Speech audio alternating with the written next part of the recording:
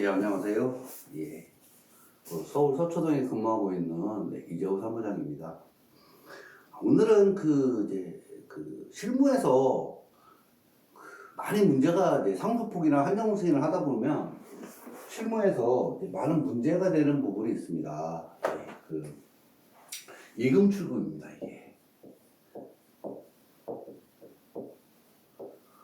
피상속인이 사망을 하신 이후에 피상속인의 계좌로부터 돈을 뽑아버립니다, 그냥. 그것이 금액이 많고 적고를 떠나서 이것이 잘못하면 심각한 그 결과를 야기합니다. 자, 민법 1026조는 26조 1항은 상속폭의 한정승인 전에 상속재산에 대한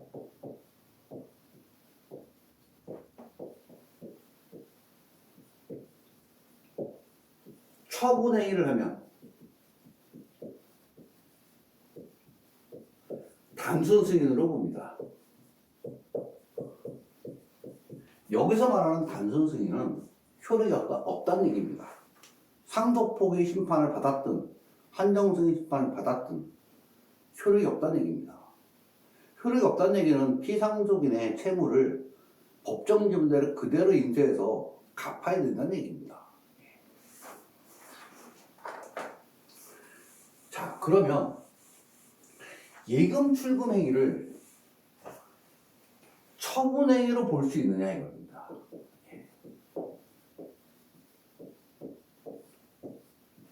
만약에 처분 행위를 본다면 그것이 액수를 불문하고 처분 행위를 본다면 상속폭이 받았다 하더라도 한정승인 받았다 하더라도 의미가 없습니다. 전부를 물어야 됩니다. 피상속인의 채무를. 자, 오늘은 이거를 어떻게 대비를 해야 되는지 말씀드리겠습니다. 일단은 예금 출금이 있었다. 이미 저질러놨다. 저질렀습니다. 저지른 거를 전제로 하겠습니다. 이미 돈을 뽑았습니다. 뽑고 나서 나자 싶은 겁니다. 어떤 분들은 이거 다시 입금하면 안 되냐, 이런 분들이 있습니다. 근데 그거 의미 없습니다. 일단 행위를 했다가 중요한 거지 원상복귀는 중요한 게 아닙니다. 실제 피상속인이 사망하고 판례를 하나 말씀드리면 이거 대법원 판례입니다. 피상속인이 사망하자 제3자가 피상속인의 물건을 횡령을 했습니다. 자, 이런 일이 발생했습니다. 그랬더니 상속인이 고소를 합니다. 그래서 이 제3자와 합의를 봅니다. 합의를 보고 이 돈을 1,000만 원을 받습니다. 이 돈을 다른 상속인한테 보관하게 합니다. 다른 상속인, 자기가 갖는 게 아닙니다. 다른 상속인한테 주고, 자, 이 고소에 속고 나서 1,000만 원 받은 상속인은 상속 포기합니다. 이렇게.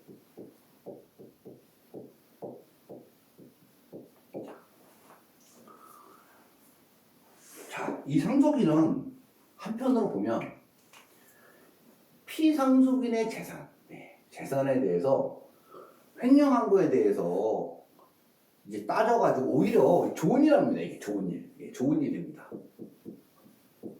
채권단의 입장에서 보면 이 상속 재산, 그러니까 청산을 해야 될 재산이 늘어난 겁니다. 1,000만 원이. 자, 그리고 이 횡령이라는 제품을 돈으로 이렇게 전환한 노력도 있습니다. 이것을 뭐로 봤냐? 법원에서는 피상속인의 손해배상 청구권의 행사로 봤습니다. 그리고 이거에 대한 추심행위,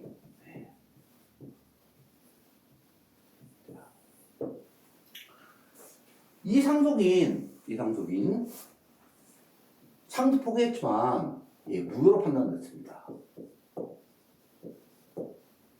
이거 처분행위를 본 겁니다. 형사 고소하고 1,000만 원 받은 거. 이거 손해배상 청구권에 대한 행사를 받습니다. 왜냐하면 이 재산은 피상속인의 재산인데 횡령된 재산은 횡령을 했으면 피상속인이 그게 그걸 갖는다는 거죠. 이 제3자에 대해서 손해배상 청구권을 이거를 행사를 했다. 그래서 처분행위를 받습니다. 그러면 오늘의 주제로 돌아와서 예금 출금 뭐로 해석될 것이냐? 자, 예금입니다. 예금은 누가 갖고 있죠? 금융기관이 갖고 있습니다. 우리가 아는 뭐 국민은행, 신한은행, 우리은행, 하나은행, 기업은행. 금융권이 갖고 있는 예금에 대해서 반환 청구권을 행사한 겁니다. 엄밀히 말씀드리면 반환 청구 채권이 있죠.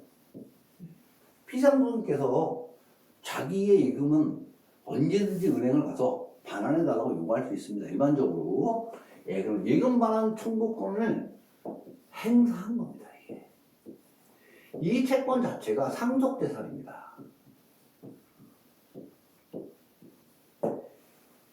이 상속재산인 예금 반환 청구권, 청구권을 행사했다는 게 중요한 것이지 금액은 중요한 게 아닙니다. 그래서 만약에 이것이 처분행위로 인정된다면 심각한 문제를 불러오게 됩니다. 근데 그렇다고 사람은 죽으란 법은 없습니다. 특별한 정승이 날 수 있습니다.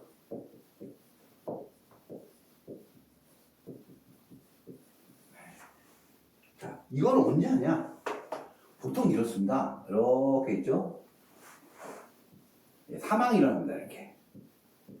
그러면 통상 돈을 출금하시는 분들이 3일장 아닙니까? 여기서 출금합니다. 출금. 물론 여기서 출금하기도 합니다. 인정합니다. 이렇게 출금을 합니다. 그리고 이거 3개월입니다. 3개월. 근데 우리 법원은 요것도 있지만 여기서 재산이 채무가 재산보다 더 많은 것을 알게 되면 요때부터 3개월 안에 특별안정승인을 할 수 있다고 얘기합니다. 특별안정승인을 많은 분들이 착각을 하시는 게 3개월이 지나서 여기에 특별안정승인이 가능하다고 알고 있습니다. 물론 맞는 얘기입니다. 일반적인 특별안정승인은 적었습니다. 피상속인이 사망하고 아무 일 없이 3개월이 지났는데 여기서 갑자기 소장이 날아옵니다. 3개월이 지났습니다. 이럴 때 소장을 받은 날로부터 3개월 안에 특별안정승인을 할 수 있습니다. 이게 일반적입니다. 그러나 민법은 또한 1019조 사망에서 이 기간 안에 처분행위를 해서 단순 승인으로 의제가 된다 하더라도 그 이후에 채무가 재산보다 더 많은 것을 알게 되면 중대한 과실 없이 이거를 모르다가 나중에 이걸 알게 되면 그때부터 3개월 안에 상속포기 한정승인을 할 수 있도록 하고 있습니다. 따라서 예금을 100만 원 출금했다. 100억이 아니죠. 100만 원. 100만 원을 출금하고 여기서 또 50만 원을 출금했다. 그런데 나중에 안심상속 원스톱 서비스를 통해서 이 시점에서 이걸 알게 됐다 그러면 이때부터 3개월 안에 특별안정승인을 할 수 있습니다. 특별안정승인을 하게 되면 한정승인의 효력과 동일합니다. 우리 민법은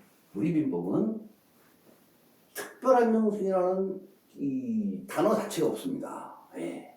많은 분들이 이제 이 안에 무난히 하는 이제 그걸 한정승인이라고 부르고 이 기간이 지나서 하는 거를 원래는 한정승인인데 좀 구분하기 위해서 뭐 특별자를 붙인 겁니다. 그래서 이후에는 이제 특별한정승인. 네.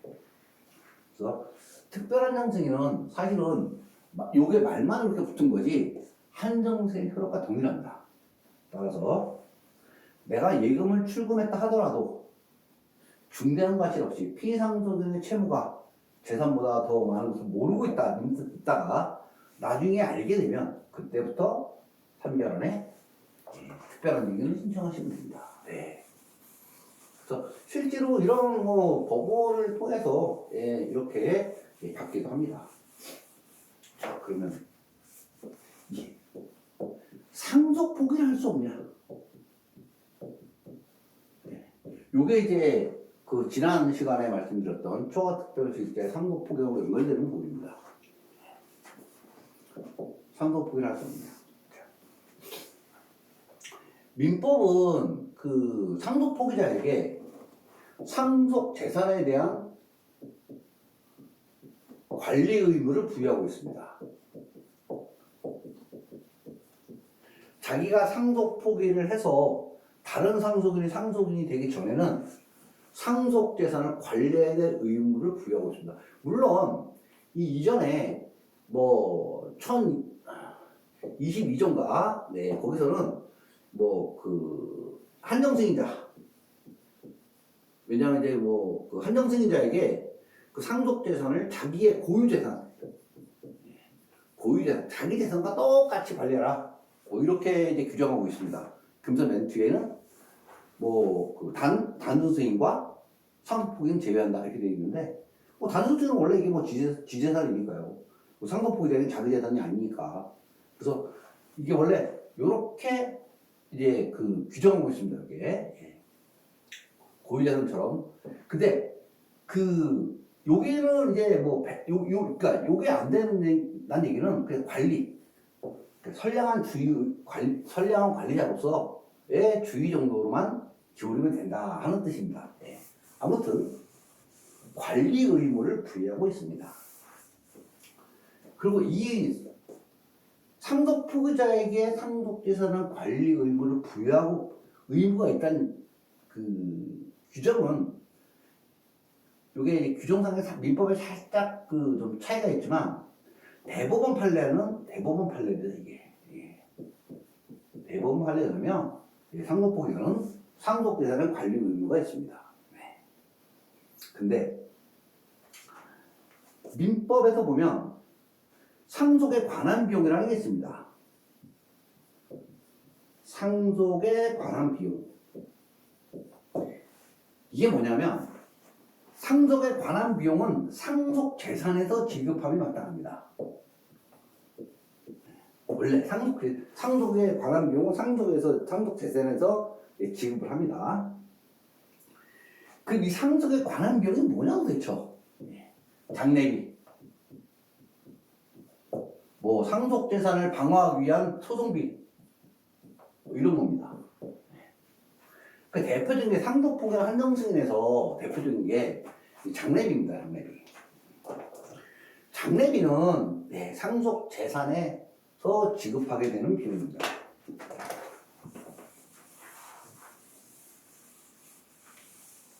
사실은 제가 이게 높이를 쓰면 좋은데 자전거를 타다가 넘어지면서 이 갈비뼈가 지금 부러진 상태입니다. 이게 한 지금 2달 됐습니다. 사실은 이게 올리는데 상당히 좀 부담스럽습니다. 이게 갈비뼈가 2대가 부러져가지고. 그래서 타다 보니까 좀 좁습니다. 높이 못 써서 지금 팔 올리면 아픕니다. 자, 그래서 이제 좁아지네요. 이게 좀 이해를 해주시기 바랍니다. 자, 다시 넘어가면 상속에 여기서 잘 들으셔야 됩니다. 자꾸 안 좋네 이게요.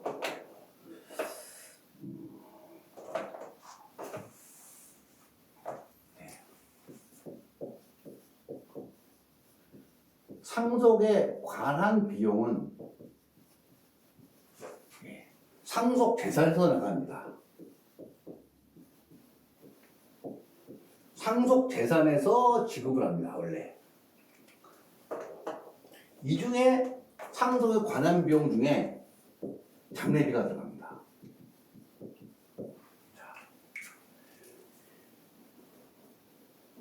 자, 이게 장례비가 들어갑니다.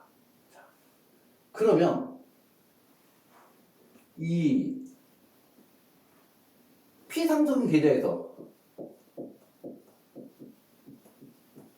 이 피상속인 계좌 예금은 상속 재산인데 이게 그죠? 장례비는 상속에 관한 비용이기 때문에 여기서 나가는 돈입니다. 이렇게 그죠? 예. 그러면 상속 포기자가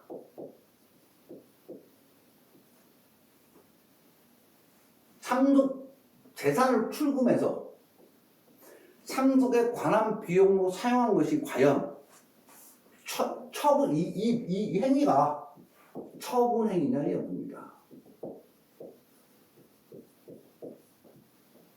아니면 관리 행위냐?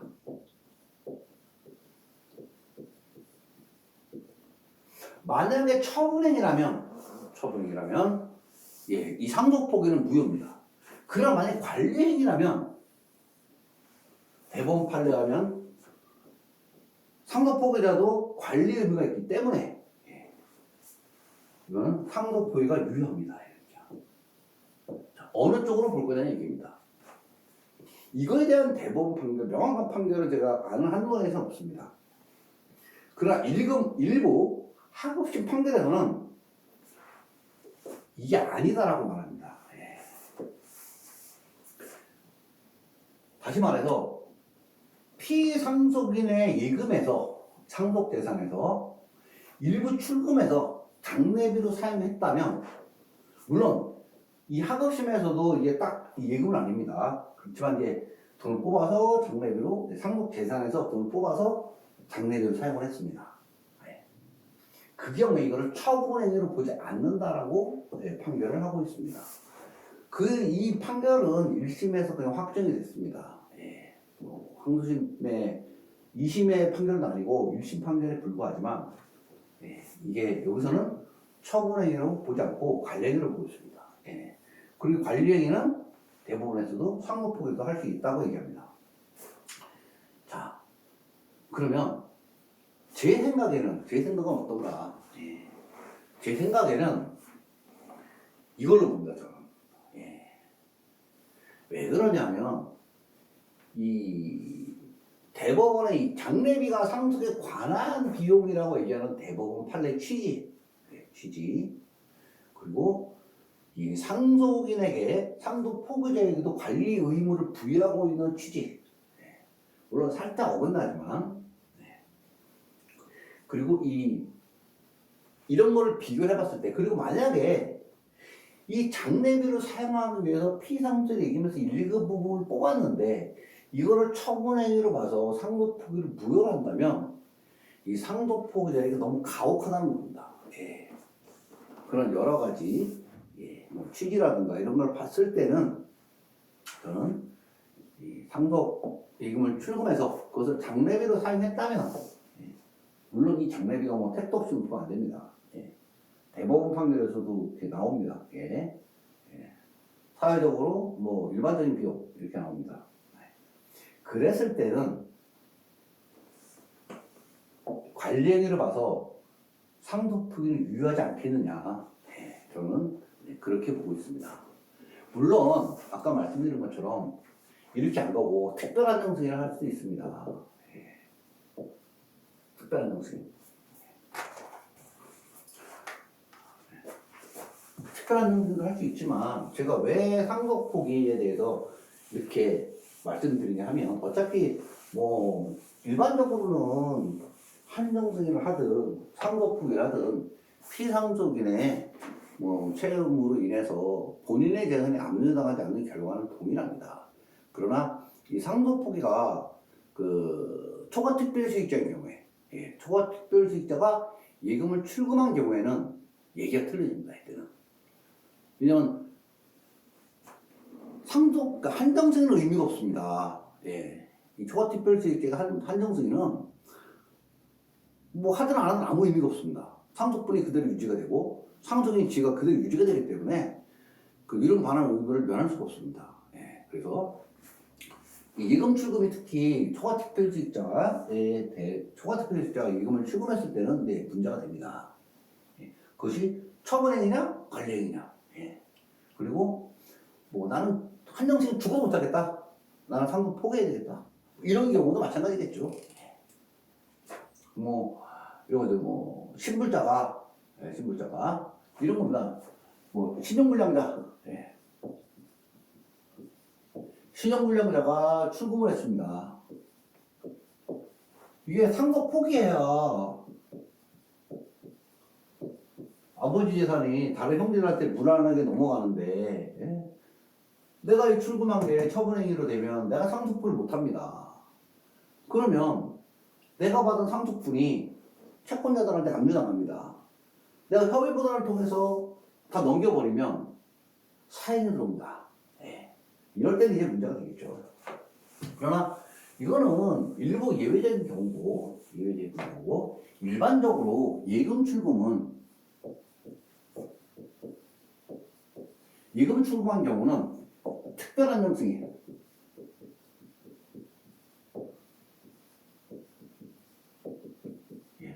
특별한 정승으로 해결할 수 있습니다. 두 번째, 상속 포기. 이 부분은 아직 잘 모릅니다. 물론 심판문은 받을 수 있습니다. 제가 보기에 뭐 이런 아까 제가 설명드린 것 같고 재판부를 설득을 하면 심판문은 받을 수 있습니다. 그러나 이것이 본안 판결을 갔을 때 치열하게 다투게 되면 결과는 미정입니다. 리스크가 있다는 얘기입니다. 이거는 상속 포기하는 경우 리스크가 있습니다. 대법원 판결 나오기 전까지는 대법원이 예금 출금한 거를 장례비로 쓴 경우에는 이걸 관리비로 본다. 이렇게 딱 대법원 판결 나오기 전까지는 리스크가 있습니다.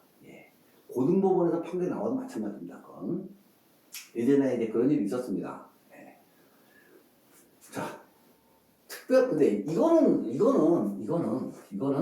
딱 봐서 이거는 뭐 안전당국 원스톱 서비스 결과를 보기 전이고 특별한 가치가 없었다 그러면 거의 인정이 됩니다. 이거는 인정이 됩니다.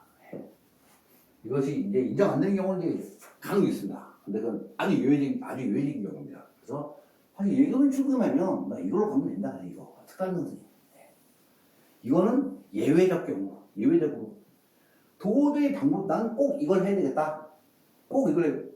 그러면 어쩔 수 없이 그 논리대로 주장을 해가지고 심판문 받고 만약 받아서 끝나면 좋은데 그 소송을 비하해서 무효가 들어오게 되면 그때 다퉈가지고 이걸로 저걸 보면 됩니다. 그래서 오늘은 그 예금을 출금했을 때 어떻게 되느냐? 특별한 정승을 하면 된다. 근데 죽어도 상속 포기해야 되겠다.